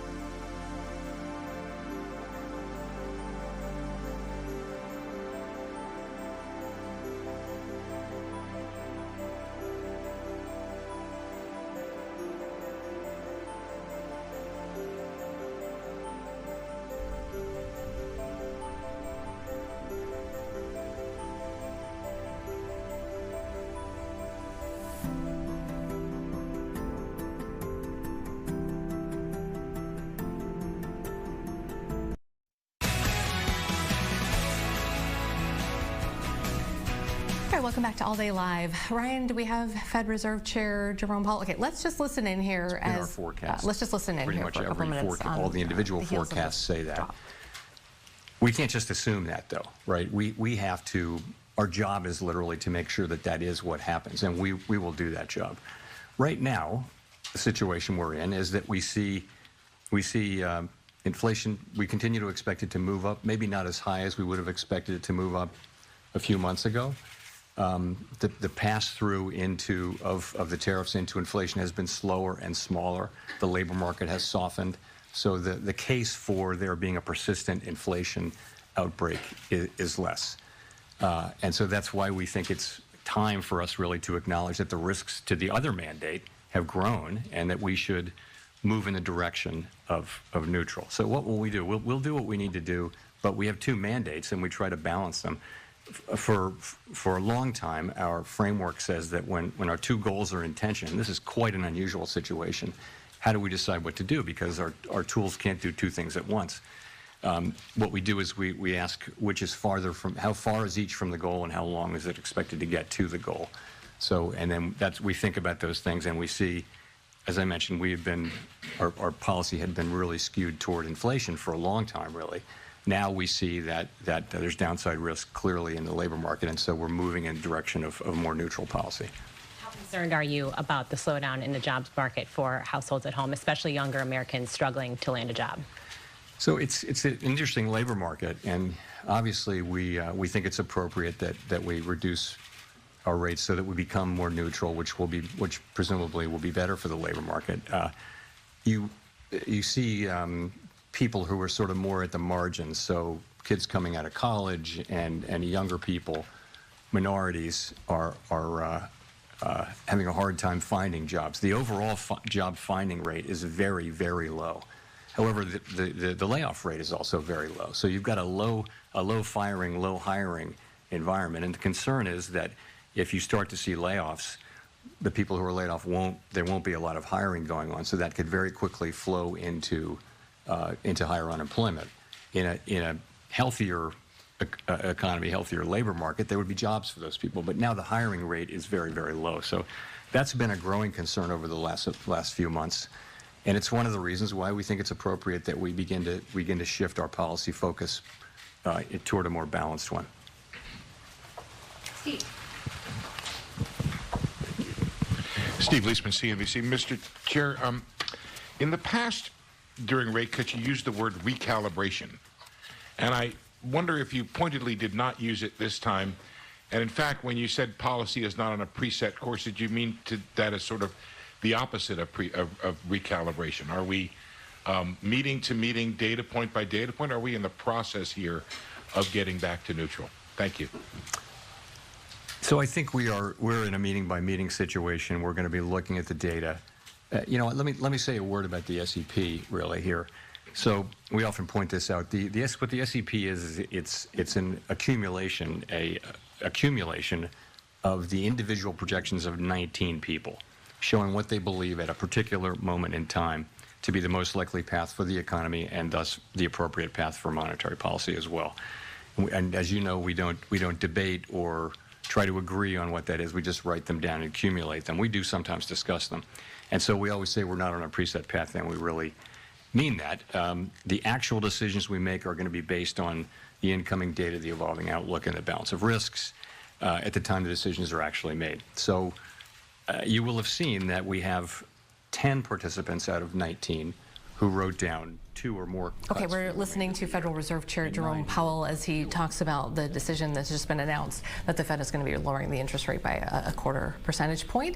You'll see much more on this throughout the day. We are going to take a quick break and come back and round out the show. All Day Live continues right after this.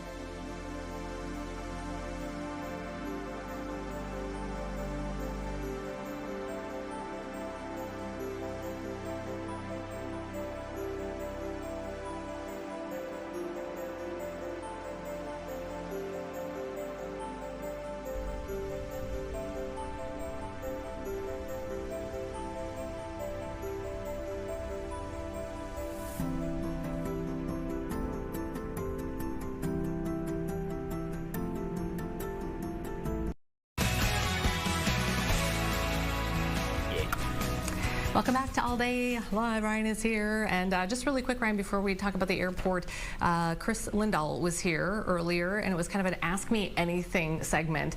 And so we want to ask everybody watching, who do you want to see? Who's next? Who would you like to see in the hot seat? It's not really the hot seat. I thought you were going to ask me anything, and I was like, well, I don't want to play that game. I think we know quite a bit about you. Yeah. You're an open book. I don't know if Amy told you that, but yeah. But if there's anybody you want to see is sitting here and you know who might be willing to answer anything, that's what this is for. We're just get to know people a little bit more and their backstories. Okay, so allday@fox.com is our email address. That's us. Ryan, the airport, MSP Airport, once again. I've been there a couple times. It continues to get awards.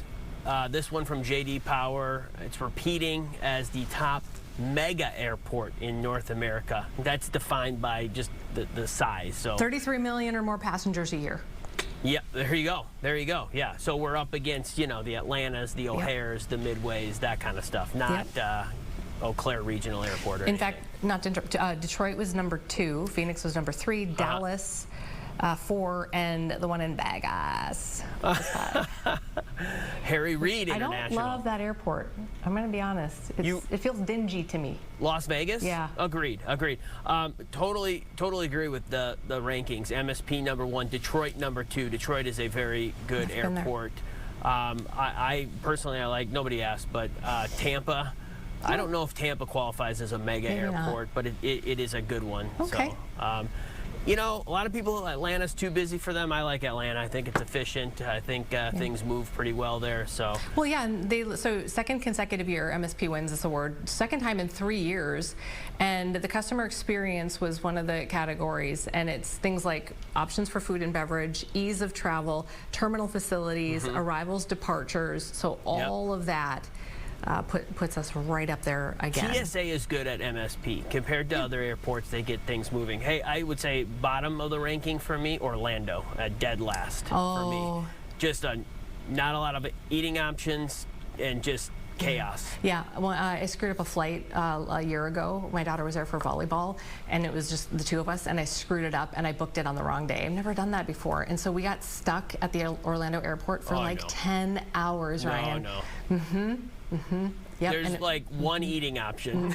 It was not pretty. Yeah. I felt so bad that I screwed that up. But let's put them in the hot seat and ask them anything. Twins tonight, 6:40 is your game against the Yankees, and then the Lynx. Hopefully they'll just sweep this series with the Valkyries and move on to the next round of the playoffs, WNBA playoffs. 9 p.m. though is that one, so that's a late one. So we know this from Wolves playoff games, Amy. We just have to adjust. An extra cup of coffee in the morning, whatever you got to do. But let's go Lynx. If they win tonight, they move on to the next round. Yep. They're gonna win tonight. I think so. For sure. I think so. Yeah. It's all good. Okay, very good. That is gonna, I guess, do it for us as we round out. Tomorrow we've got a really good show, though. We talked about Jason Brown, who's going to be joining us to talk, kind of sift through some of what's happening with the Fed, talk about inflation. Gas prices are going to be going down, COLA going up, that cost of living adjustment going up, all of those things, plus the stock market and what's happening there. He'll talk about that. And then also we're gonna talk with the CEO of Prairie Care. We're going to talk about the way that people are talking about mental illness in the light of these shootings and things like that. You're hearing mental illness, mental health being kind of used a lot in different ways. He's going to help us understand, you know, what that means, kind of what the data shows, and just kind of, I don't know, I just was very curious about that. What exactly are we talking about there when we talk about that, the mental illness piece? Important conversation. Yeah, so he'll join us as well. So good stuff going. It's going to be Thursday already. So yeah. And quickly, for those on the Fox local side, we are coming back. There's a press conference out of Hennepin County that is going to start here in the next couple minutes. So coming back on Fox Local, but other programming on Fox 9.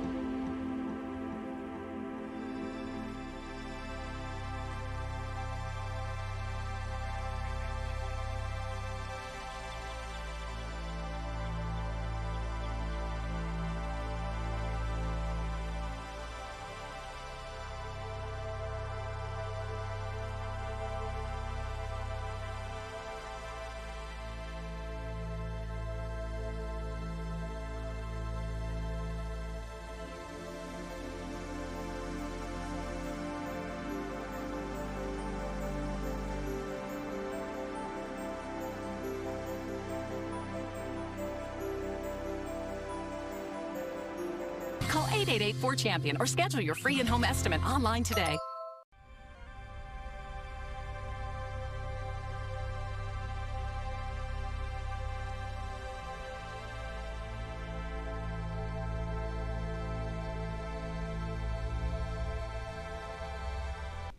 And welcome to our streaming viewers on Fox Local. And sorry, Ryan, I do have that echo in my IFB here. As we are getting ready to take a live news conference, it's going to be happening at 2 o'clock. It's scheduled for, and Ryan's got his eye on it. He'll bring it to you here as soon as that gets going.